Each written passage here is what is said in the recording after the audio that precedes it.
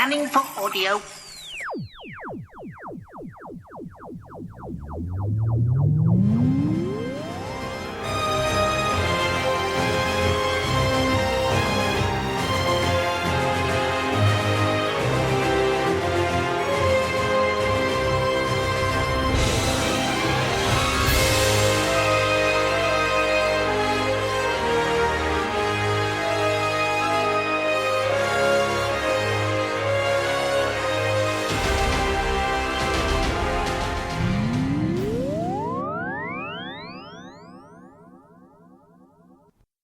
Welcome to a Tin Dog podcast.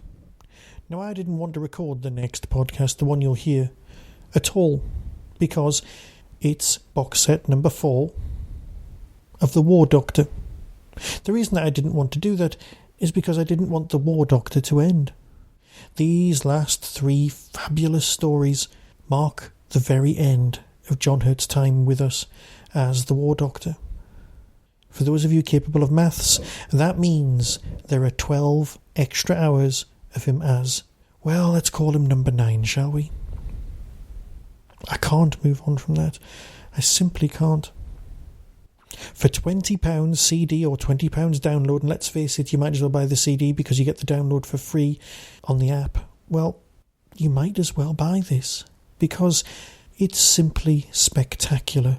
You've got Pretty Lies by Guy Adams, The Lady of Obsidian by Andrew Smith, and The Enigma Dimension by Nicholas Briggs. 3 perfectly structured and executed tales. But I just didn't want to listen to them, because I didn't want it to be over. Is that wrong of me?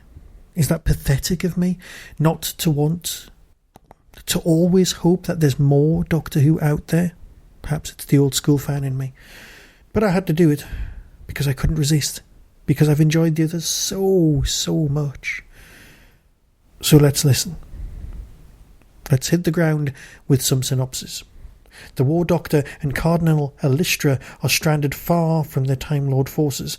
With Daleks closing in, destroying all that stands between them, they must call on help from new friends and old to fight their way back to the front lines. From the outer reaches of the galaxy to the heart of Gallifrey itself, the Doctor finds casualties in every place the Time War has touched. Among them, a fighter, a travelling companion from the distant past who remembers him quite differently, a warrior woman named Leela. That, of course, is the overarching synopsis, but each individual one shines in its own right. 4.1, that's the first story, Pretty Lies by Guy Adams.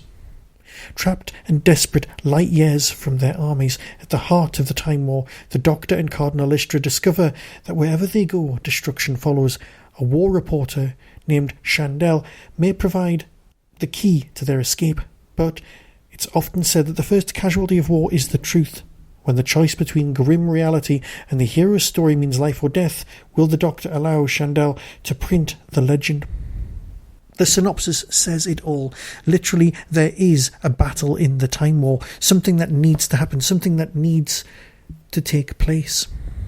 But the war reporter and time traveller, someone who knows what's happened, he might as well be standing in the corner shouting, "Spoilers, sweetie," might just get involved. It reminds me of some of the old Vietnam War movies, but that's just shorthand for saying how absolutely great this is. Yes, the artificial intelligence reporter just has deadlines and is treating its, reporter as meat, which is fine. But it's the performances, the 2 primary performances, not just John Hurt, but Cardinal Ollistra, as played by Jacqueline Pearce, is just glorious. Their characterisation, their companionship, their friendship shines through.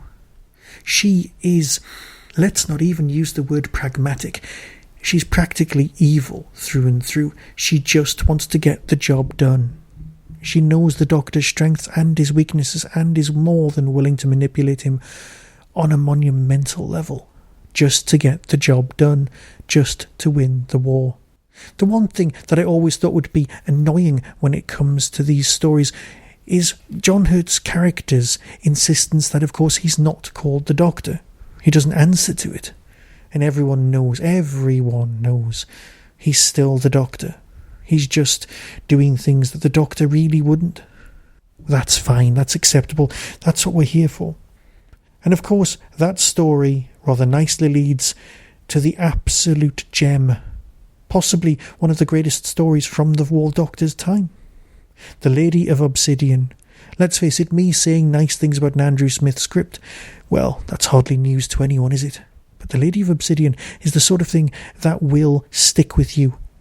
There is a moment from Louise Jameson that I won't even bother going into, because you'll know it when you hear it, and it will make you stop whatever you're doing and just stare at the sheer power and magnitude of the performance. It is soul-destroying hearing some of this acting, hearing the performances that are done just for you. And of course, it's so intimate because it's audio. It's straight in through your ears and into your soul, and it will leave scars. Apparently, the recording people were in tears when it was being done, and you know what? I'm not surprised. There is just power present here. Let's hear the synopsis. As the Dalek strike fleet heads to destroy another defenceless world, the Doctor seeks help from a shadowy guerrilla force. The Time War leaves many casualties in its wake, and inside the Obsidian Nebula, the monstrous unlived are held at bay only by the Lady and her dwindling band of fighters. The War Doctor soon finds himself at the Lady's mercy, and two old friends face new revelations. I cannot possibly say how good this story is without just using all of the words I have at my disposal in the thesaurus, and thus meaning that the last part, the very last cough of John Hurt's time as the War Doctor in the Enigma dimension wouldn't have any superlatives left to use, and that just wouldn't be fair. Because let's face it, the Enigma dimension is a pretty damn good story. Here's the synopsis. The Dalek time strategist has a new plan to ensure the final victory in the Time War, as its forces gather for a huge assault on the enemy. Ahead of the fleet, something hovers above the planet of the Time Lords, and on Gallifrey itself, shadows move among the cloisters. The Time Lords face a threat alien to the entire universe.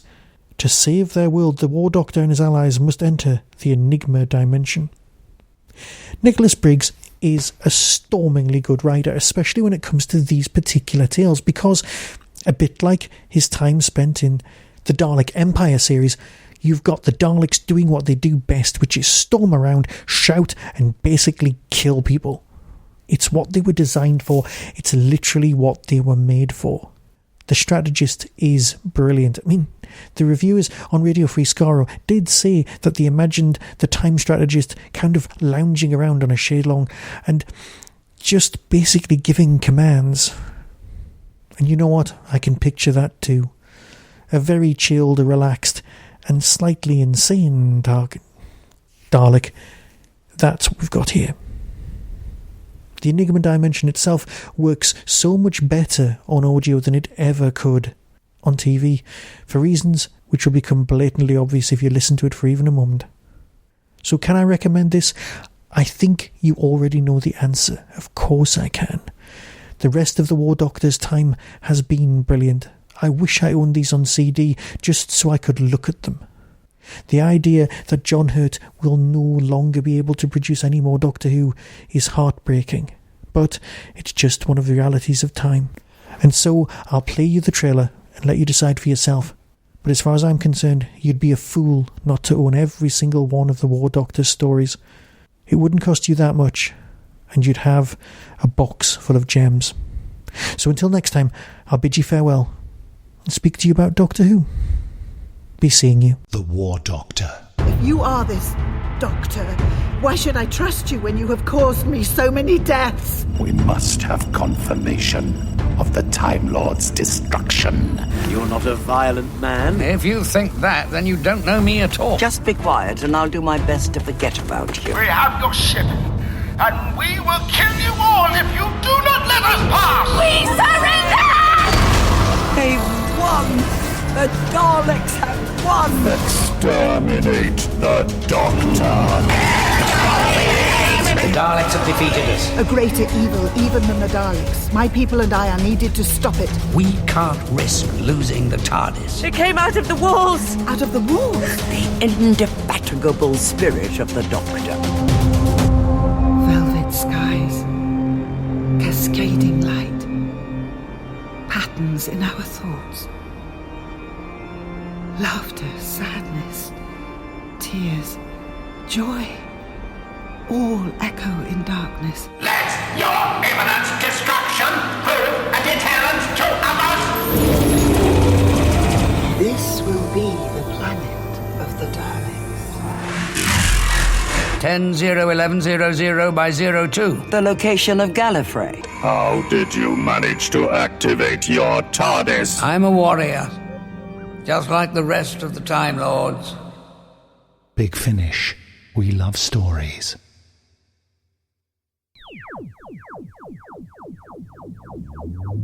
That was the Doctor Who Tin Dog Podcast, available on iTunes, YouTube, Twitter, RSS, Vimeo, and across the internet. Doctor Who and its associated properties are all copyright and trademark of the BBC. No infringement is intended.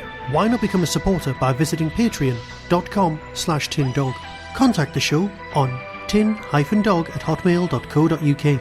The Tin Dog Podcast is a founder member of the Doctor Who Podcast Alliance.